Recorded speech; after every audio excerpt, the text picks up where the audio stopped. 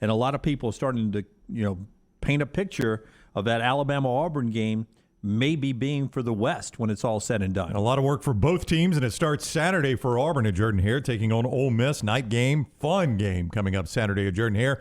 And Bo Nix joins us each week on the Pepsi Hotline, courtesy of the RentalWorks division of CraneWorks. Welcome in, Bo. I hope the off week went well for you. Yeah, it was great to just rest up and just focus on the fundamentals of things and not necessarily focus on a game plan. So that was good, and it was good to rest up for our guys. Did you get to watch a lot of football over the weekend? I did not. I was actually at a wedding on Saturday, and so I didn't watch any of football, and so that was actually good. The old fall wedding in the South. That's interesting. It's a bad call typically, Bo. We are against fall weddings. But obviously it was an Auburn fans' fall wedding, right? Because because it was bye week.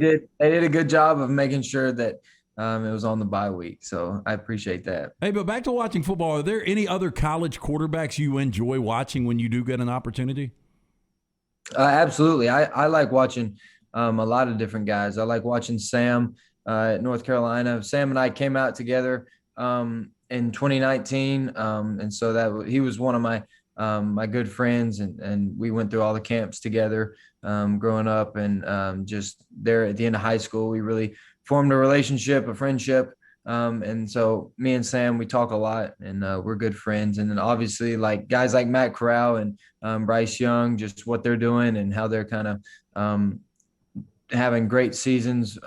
Both guys kind of the same, just athletic guys that are not as big, but they can move around pretty good. And then they have really good arms. And I feel like it's just kind of a respect thing throughout college football, that quarterbacks appreciate other quarterbacks and like and enjoy watching them. I hear the players talk about these bye weeks like it's more valuable than Bitcoin.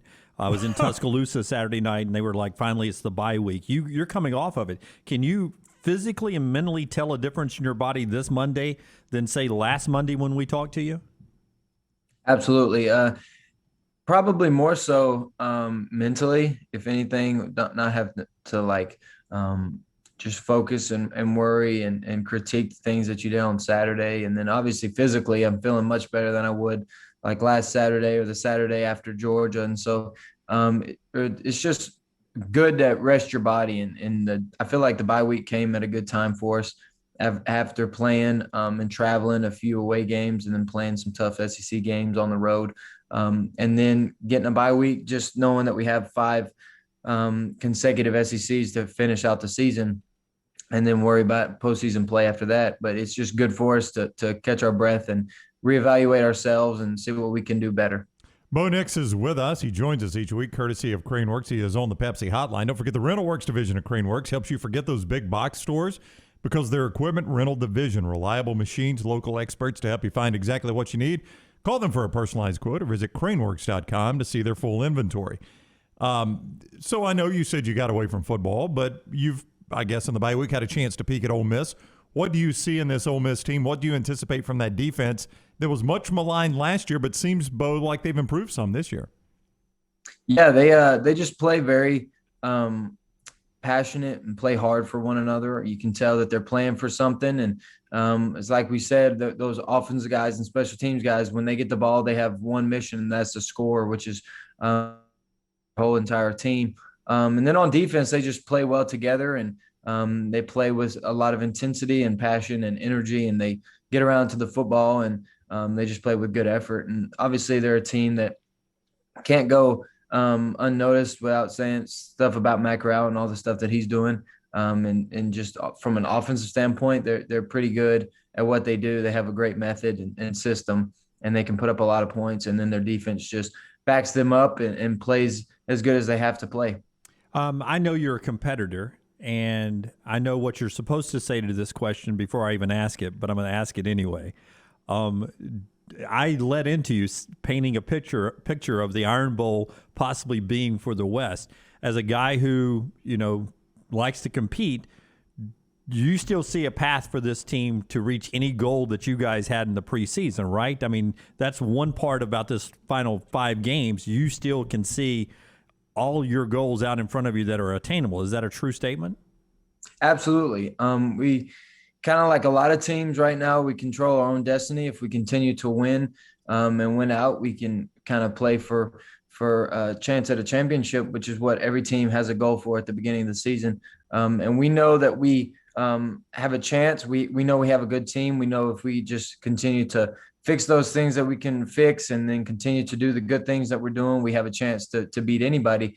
And the good thing about college football this year, and just really more so than years past, is every team is beatable. And every team, including us, can be beaten, and every team can win games, whether that's on the road or at home. And so I think this is a good year for college football. I think the talent is spread out pretty well, and I think that each team has a chance, and there's not that one team that you're thinking that can't be beat. And so that's good for any team. Obviously, Ole Miss is thinking the same thing, as is a bunch of other teams who are in the same spot that control their own destiny. And so we definitely feel as though if we do our job, we can be right there in the thick of things. All right, let's assume, for the purposes of my question, Bo, that all these are big games that I'm about to ask you about. Rank the kickoff times for Auburn, because you got 6 o'clock at Jordan-Hare Saturday night. 11, 2:30, 6 o'clock. What are the best kickoff times? Depending on the game, 2:30 is for college. It doesn't get much better, but at the same time, 6 o'clock is great, especially when you're at home under the lights with a great atmosphere. Kind of playing at night, it's like Friday Night Lights. It just doesn't get much better than that either.